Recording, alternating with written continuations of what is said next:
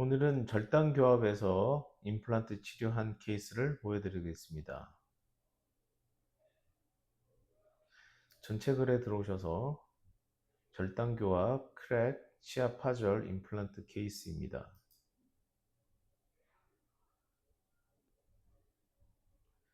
환자분은 전치부 절단교합을 가지고 있었고, 전치부 절단교합인 경우 가장 위험한 것은 구치부의 크랙과 치근 파절이 발생된다는 것입니다. 환자분은 다른 치과에서 치경부 마모증으로 레진 치료를 하신 후 계속 탈락된다는 이유로 저를 찾아오신 분이고, 처음 오신 거는 2016년 2월 23일이었습니다. 일단 먼저 레진 치료를 먼저 진행하셨고, 그 치료가 잘 떨어지지 않고 잘 유지되는 것을 보시고 다른 치료까지 전체적인 치료를 문의하신 케이스입니다. 전치부 절단교합 때문에 더 나빠지는 치경부 마모증입니다. 왜냐하면 절단, 전치부 절단교합이 있는 경우 어금니의 교합력이 강해지기 때문에 그 강한 교합력에 의해서 앞니도 치관 파절이 발생되고 치관 파절도 발생되며 치수괴사, 치아 마모도 발생됩니다. 가장 많은 것은 어금니의 크랙과 치아 파절, 마모가 심각하게 발생하는 것이 전치부 절단교합의 문제점입니다. 특히 구치부의 교합력이 강하기 때문에 구치부 크랙이 발생되고 그로 인해서 크라운 치료를 하게 되지만 잘못된 치료를 할 경우 교합이 낮게 되어 그쪽 턱 통증이나 편두통이 발생되는 경우도 많습니다.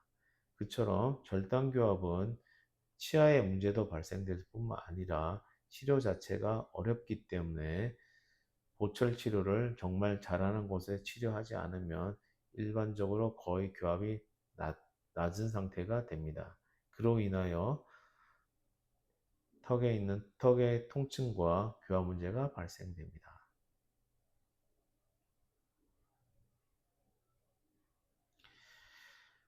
전치부 절단교합은 앞니에 오버젯 오버바이트가 거의 없고 그로 인하여 구치부에서도 오버젯 오버바이트가 거의 없습니다. 왜냐하면 전치부에 오버젯 오버바이트가 없는데 구치부에 오버젯 오버바이트를 만들게 되면 교합 간섭이 발생되고 그로 인하여 구치부 이개가 잘 되지 않습니다. 또한 전치부 교합력이 강하기 때문에 그에 맞게끔 구치부 교합을 강하게 형성해 줘야 됨에도 불구하고 구치부 크라운을 했을 때 크라운의 교합이 낮은 경우가 많습니다. 그로 인해서 그 교합력은 구치부에서 교합력이 낮기 때문에 앞니의 치관 파절이나 치근 파절, 치수 괴사가 발생됩니다.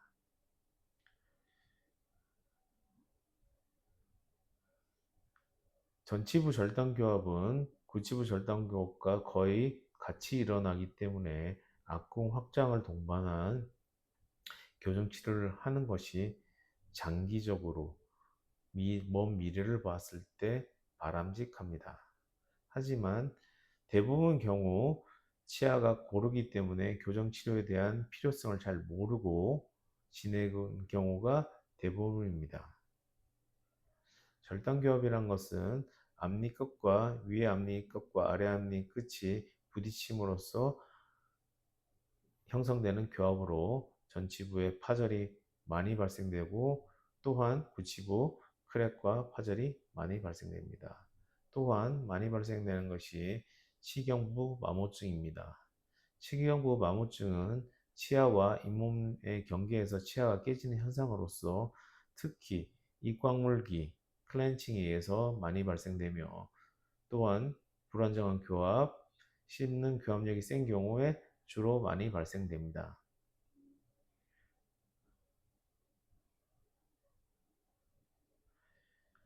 유한 요소 분석법으로 보시면 교합력에 의해서 빨간 부분이 교합력이 집중되는 곳으로서 이 부분에서 치아들이 깨져나가고 그것이 치경부 마모증입니다.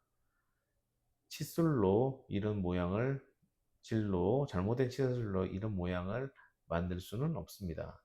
즉, 이것은 씹는 힘에 의해서 발생되는 치아 파절입니다.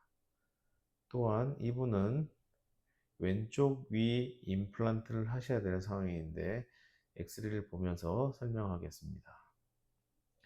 제가 했던 치경부 마모증 치료가 2016년에 15, 14, 13, 23, 24를 하였고 그로부터 2년 후에 상태를 보아도 깨끗하게 잘 유지되고 있음을 알 수 있습니다. 환자분이 이 부분을 만족하셔서 다른 전체적인 치료를 저에게 의뢰를 하셨습니다.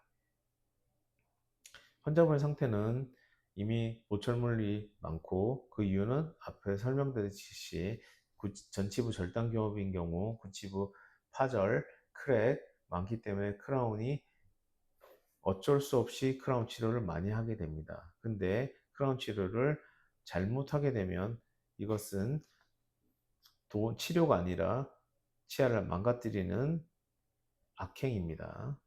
현재 상태 보시면 교합 평면이 불규칙하고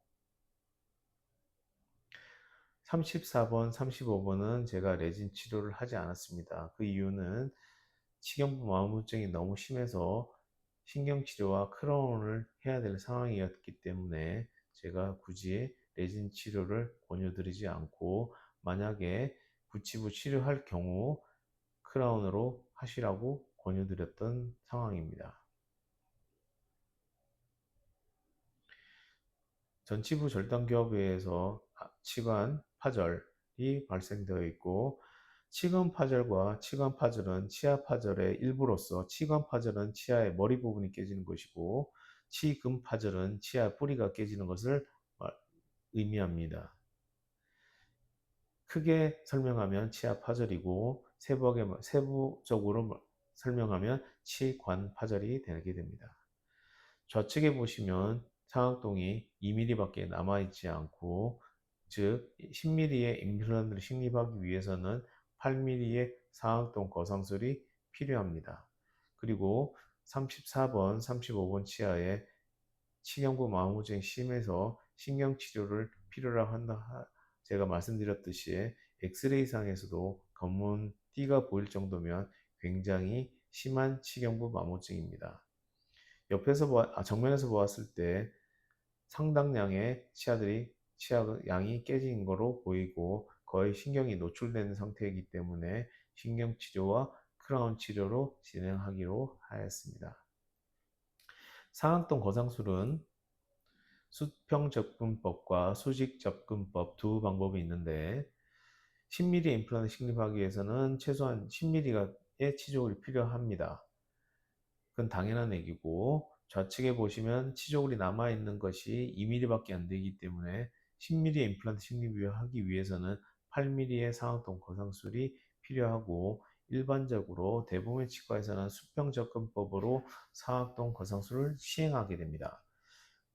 수평접근법의 상악동 거상술의 문제점은 수루 통증이 매우 심하고 치료 기간도 매우 긴 방법입니다. 저는 모든 환자에서 수직 접근법으로 상악동 거상술을 실행함으로써 수루 통증이 거의 없고 일반적으로 5mm 그러니까 5mm까지는 수직 접근을 쓰지만 5mm 이하로 치조골이 남아있는 상태, 즉 6에서 7mm 정도의 상악동 거상술이 필요할 경우에는 수평접근법을 주로 사용하고 저만 수직접근법을 사용합니다. 그 이유는 수루 통증이 거의 없을 뿐만 아니라 치료 기간도 매우 짧습니다. 그렇기 때문에 저는 모든 경우에 수직접근법을 사용하여 상악동 거상술을 시행하고 있습니다. 좌측 치료입니다. 좌측 치료는 먼저 상악동 거상술을 시행하고 임플란트를 먼저 식립하였습니다. 2mm 남아있는 치조골에 8mm의 상악동 거상술을 실행하고 10mm의 임플란트를 식립하였습니다. 또한 불규칙한 악공 형태를 교합 평면을 개선하기 위해서 34번, 35번은 치경부 마모증이 심해서 신경치료와 크라운 하기 때문에 36번 임플란트 크라운까지 교합평면을 규칙적으로 개선하고자 하였습니다. 36번은 다른 치과에서 치료한 임플란트로서 어바트먼트와 크라운의 연결 상태가 자연스럽지 못하고 이렇게 되면 잇몸 염증이 발생될 수밖에 없습니다. 자연스러운 이멀전시 프로파일을 형성하여야만 잇몸의 염증을 일으키지 않습니다. 34번, 35번 신경치료 진행하였고 아래쪽 하악의 규칙적인 교합평면을 형성하고 또한 그에 맞게끔 상악의 규칙적인 교합평면을 형성하였습니다. 앞서 설명드렸듯이 전치부 절단 교합이기 때문에 전치부에 오버젯 오버바이트가 없고 그로 인하여 구치부에도 오버바이트를 거의 형성할 수 없습니다. 이 의미는 교두 경상각이 거의 없다는 것이 의미하고 이 결과 음식물이 잘 안 씹히며 잘 안 씹히기 때문에 더 많은 힘을 사용하고 크랙이나 시간파절이 발생될 수밖에 없습니다. 그러므로 제가 앞서 설명드렸듯이 전치부 절단 교합인 경우 교정 치료를 하시는 게 현명한 방법입니다. 정상적인 치아 형태와 규칙적인 악공 형태, 교합평면, 적절한 오브젝 오버를 형성함으로써 안정적인 교합을 형성하였습니다. 보시면 크라운의 교두경사각이 아주 심하게 만들 수 없습니다. 그 이유는 전치부 절단 교합이기 때문입니다. 하지만 어느 정도의 치아 모양을 형성하고 규칙적인 교합 평면을 형성하여 안정적인 교합을 형성하였고 36번의 어바트먼트와 크라운을 교체함으로써 자연스럽게 이행되는 이멀전시 프로파일을 형성하였습니다. 그리고 8mm의 상악동 거상술로 임플란트와 임플란트 사이에 치조골이 형성되어 있음을 보여줍니다. 그리고 임플란트를 잘못 식립하면 기역자처럼 보이고 임플란트를 잘 식립한 상태면 이렇게 T자처럼 보입니다. 이 내용은 제 블로그에 있으니까 한번 확인해 보시기 바랍니다. 그리고 나서 우측 치료를 진행하였는데 그것은 하게 된 계기는 통증이 발생돼서 한 것뿐입니다. 좌측은 치료가 2018년 8월에서 시작하여 2008년 12월 4개월 동안 끝났습니다. 아까 말한 상악동 거상술 어려운 거 하야지만 3개월이면 다 끝납니다. 하지만 수평정관법 6개월에서 9개월 걸립니다. 우측은 통증이 있어서 치료한 부분도 있고 크라운이 빠져서 치료하게 되었습니다. 처음 치료는 45번에 인전면 우식증이 관찰되어 인레이 치료를 하였고 45번 보시면 정상인 것처럼 보이지만 엑스레이상에서는 검게 보이기 때문에 인전면 우식증이 관찰되어서 위에 부분만 제거하면 안에 충치가 생겨 있는 게 보입니다.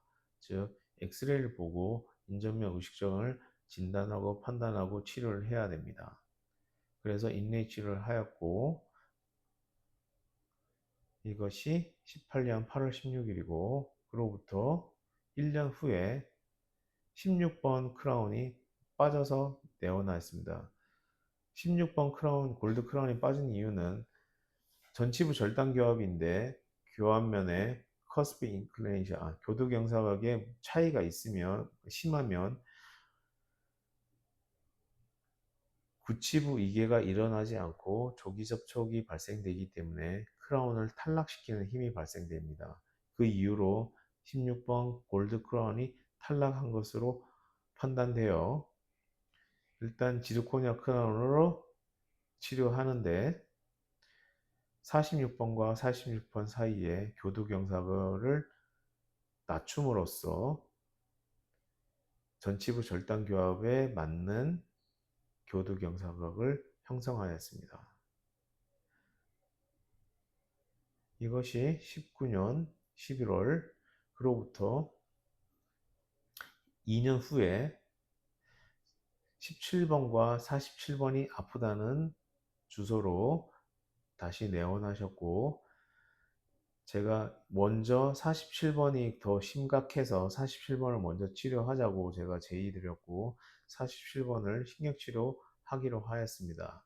신경치료하는 과정에서 루트 GX, 신경치료할 때 필요한 기구로서 치아 뿌리의 길이를 재는 기구로 이것이 정상 동작을 하지 않았습니다. 루트 GX가 정상 동작하지 않는다는 것은 치근 파절을 의심할 수 있고, 그로 인해서 제가 CT를 찍어 보니 47번에 치근 파절선이 관찰되어 발치를 권유드려서 발치를 진행하였습니다. 발치를 진행할 때 보면 C쉐입의 루트가 형성되어 있고, C쉐입을 제거한 결과 일부의 팁이 남아있는 것이 보이고, 이 팁이 CT상에 보이는 파절선의 바깥쪽 부분, 이 부분이 남아 있었습니다. 즉 안쪽은 발치가 되었고 바깥쪽에 남아있는 일부가 남아 있어서 발치와에 남아있는 것으로 보입니다. 남아있는 루트 프래그먼트를 제거한 결과가 요거고, 프래그먼트와 치아를 두 개를 접합시켜 보니까 한 몸체가 됐고, 그리고 이렇게 분리가 됩니다. 요 라인 파절선에 따라서 치근이 파절되어 있던 상태였습니다. 그래서 47번을 발치를 하고 임플란트를 식립하였습니다. 환자분은 46번도 상태를 파악해보고자 원하셔서 46번 상태도 크라운을 제거하였습니다. 원래 골드 크라운을 요 부분 커넥터 연결 부위를 잘라서 47번만 신경치료 진행하였고, 환자분이 46번의 상태도 걱정이 되셨는지 46번도 치료를 원하셔서 46번을 크라운을 제거해 보니 신경이랑 되게 가까워서 일단은 임시치아 상태에서 식사를 해보았는데 증상 씹을 때 통증이 있었기 때문에 신경치료를 진행하기로 하였습니다. 이런 경우 신경치료를 할 정도의 크랙이라는 것은 치아에 반 이상 금이 간 상태로, 이런 경우 예후가 매우 불량합니다. 저 같은 경우에 향후 몇 년 후에 발치를 할 수 있다는 것을 다 설명드리고 일반적으로 치료하기 때문에 나중에 결국 46번은 발치하게 되었습니다. 미리 제가 몇 년 전에 발치 가능성을 설명하였기 때문에 발치를 하더라도 환자분은 잘 받아들일 수 있습니다. 하지만 모든 환자들은 한번 치료하면 평생 쓸 거라고 생각하시기 때문에 만약 46번이 발치된 경우 환자분은 치료가 잘못되었거나 억울함을 호소할 수 있습니다. 하지만 저는 미리 발치 가능성을 설명드렸고 그에 의해서 치료를 진행하였습니다. 일반적으로 이렇게 심한 경우 신경치료 진행해 보면 이게 검붉은 피들이 나오고 있습니다. 이런 경우는 이미 신경에 문제 생겨 있고 금이 심각하게 간 상태입니다. 즉 신경치료가 필요한 상태고 향후에 발치 가능성이 매우 높습니다.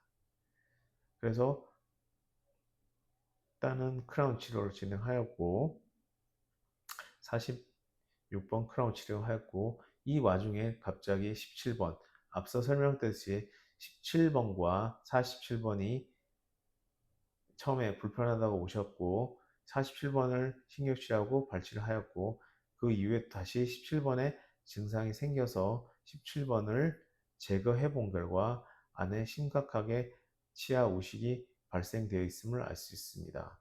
골드 크라운을 제거해 보면 일반적으로 골드 크라운 잘 안 맞고 변형되기 때문에 이 경계 부위에서 검게 변색되어 있으며 치아에도 변색되어 있습니다. 이만큼 골드 크라운은 사용하지 말아야 될 아주 안 좋은 재료입니다. 골드 크라운을 고집하는 사람들은 이해를 할 수가 없습니다. 이처럼 안 좋은 재료를 환자들한테 권유하는 것은 가장 나쁜 짓입니다. 골드 크라운은 절대 사용하지 않아야 될 재료라고 저는 생각합니다. 충치를 제거하고 크라운을 다시 크라운 치료로 진행하였습니다. 제거해 본 결과 신경 치료는 하지 않았고 17번 크라운과 47번 임플란트, 46번 크라운으로 치료를 마무리하였습니다. 이것이 2022년 치료가 마무리되었고 그로부터 1년 후에 46번에 문제가 생겼습니다. 46번에 잇몸이 붓고 환자분은 내원하셨는데 46번에 보면 치근 파절에서 잇몸에 염증이 생겨 있는 것이 보이고 파노라마 방사선 사진을 보았을 때도 46번 치근에 파절에 의한 잇몸 염증이 발생된 것으로 알 수 있으며 염증에서 치조골이 많이 소실되어 있습니다. 그래서 46번 46번 치아를 발치하기로 하였습니다. 보시면 46번의 치근은 정확하게 말하면 네 가닥으로 되어 있고 메지오보컬, 메지오링구알, 디스토보컬, 디스토링구알 4개로 되어 있으며 디스토링구알이 있는 경우는 한 30% 정도 저는 있는 걸로 보입니다. 대부분 3개 아니면 4개로 되어 있고 지금 파절이 일어나는 것은 메지오 보컬 루트로 판단되며 메지오 보컬과 메지오링구알 발치화를 보시면 정상적인 치근을 가지고 있는 디스토링구알과 디스토보컬은 깨끗하게 이렇게 치조골이 유지되고 있는 정상적으로 유지되고 있지만 치근 파절이 발생되어 있는 치근 주위는 만성 염증에 의해서 광범위하게 치조골이 파괴되어 있는 것이 보입니다. 또한 지르코니아 크라운을 제가 46번 제거한 거고 제거한 것을 발치를 위해서 제거하였는데 치아 주위에 변색이 전혀 없습니다. 이처럼 지르코니아 크라운은 정확하기 때문에 내면에 변화가 전혀 발생되지 않습니다. 2차 후식 절대 발생되지 않습니다. 그에 반해 골드 크라운 2차 후식뿐만 아니라 변색 심각합니다. 지르코니아 크라운 제거한 거 보시면 깨끗합니다. 이처럼 지르코니아 크라운은 정확하기 때문에 2차 후식 발생되지 않습니다. 과연 골드 크라운을 써야 될까요? 지르코니아 크라운을 써야 될까요? 그것은 지르코니아를 써야 됩니다. 골드 크라운 절대 사용하는 재료가 아닙니다. 그리고 메이저 보컬 커스프 보시면 루트 보시면 검정색 라인이 치근 파절선이고 디스토링구알과 디스토보컬 루트는 깨끗합니다. 하지만 메지오 보컬 메지오 링구얼 루트는 심각하게 변색되어 있으며 내부 치아 파절선을 따라서 치아가 검게 변해 있는 게 일반적인 소견입니다. 메지오 보컬 메지오 링구얼 루트의 치조골 파괴가 심해서 PRF를 이용하여서 발치와 보존소를 진행하였고 그로부터 23년 4월에 하였고 한 달 후에 임플란트 식립하였습니다. 23년 네. 한 달 후에 식립하였네. 그리고 임플란트 크라운 제작하였고 아까 말한 전치부 절단교화이기 때문에 교두 경색을 그러니까 심하게 만들 수 없습니다. 그렇지만 어느 정도의 아주 적은 양이라도 교두 경색을 만들어야지 음식물이 그나마 잘 씹힙니다. 제로로 만들면 절대 씹을 수 없습니다. 규칙적인 교합평면 형성하였고 T자 모양의 크라운 임플란트가 치료되어 편한 임플란트가 됩니다. 올드 크라운과 지르코니아 크라운을 비교해 보면 치아 변색이 심한 올드 크라운, 치아 변색과 크라운 내부에 변색이 전혀 없는 지르코니아 크라운, 어느 것을 쓰시겠습니까? 그건 답이 명확합니다. 치료 전후 비교입니다. 치조골이 남아있는 게 2mm고 그에서 8mm의 상악동 거상술을 진행함으로써 25번, 26번 임플란트를 식립하였고 치료가 완료된 게 2018년 12월 19일이고 그로부터 7년 동안 임플란트 치조골 상태, 그 다음에 상악도 고상술 상태 모든 것이 잘 유지되고 있습니다. 그리고 그 이후에 치료했던 47번, 46번도 4년, 5년 치조골의 상태가 잘 유지되고 있고 치료는 잘 되어 있습니다. 2016년에 치료했던 레진 치경부 마모증의 레진 치료한 것을 보시면 7년 10개월이 지났는데도 불구하고 레진은 탈락되지 않았고 단지 변색이 조금 발생되었습니다.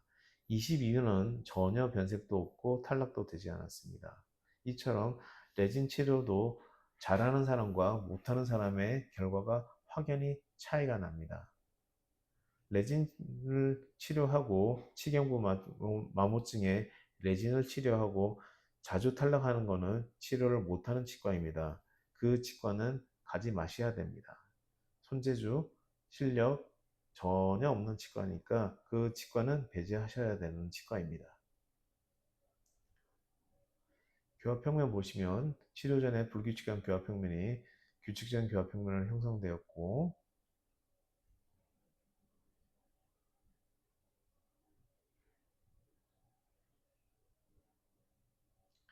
정상적인 치아 형태와 규칙적인 규합평면, 악콩 형태, 적절한 오버젯 오버바이트를 형성함으로써 안정적인 교합을 형성하였습니다.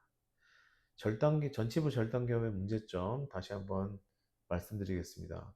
전치부 같은 경우 치관 파절, 심각한 경우 전 치근 파절도 봤습니다. 그처럼 치근 파절, 치관 파절 발생될 수밖에 없습니다. 또한 구치부 치근 파절 47번과 46번의 파절이 일어났습니다. 이처럼 전치부 절단 교합은 치아 파절이 발생되고 크랙이 발생되기 때문에 불안전한 교합으로서 가능하시면 어릴 때 자녀분들 교정치료 하셔서 이런 문제 일어나지 않도록 예방하셔야 합니다. 오늘은 여기까지 리뷰해 보겠습니다.